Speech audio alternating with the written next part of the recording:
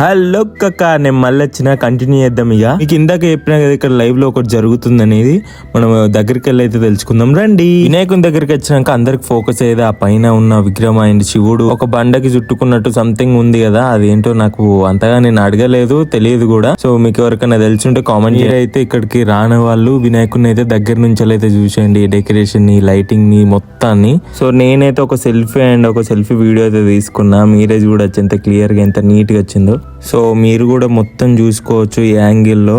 ఇక్కడ లైవ్ లో ఒక సింగింగ్ అయితే జరుగుతుంది. ఇక్కడికైతే చాలా భక్తులు వస్తున్నారు. సండే అయితే ఇంకా వేరే లెవెల్ ఉంటది అన్నమాట. ఇక్కడ చూస్తేనే అర్థమవుతుంది. ఇక్కడైతే ప్రసాదం పెడుతున్నారు గుడాలు అందరికి. పాయింట్ కి వస్తే ఇక్కడైతే సింగింగ్ అయితే చేస్తున్నారు, మీరు చూడొచ్చు. నేను మీకు వినిపిస్తా లైవ్ లో.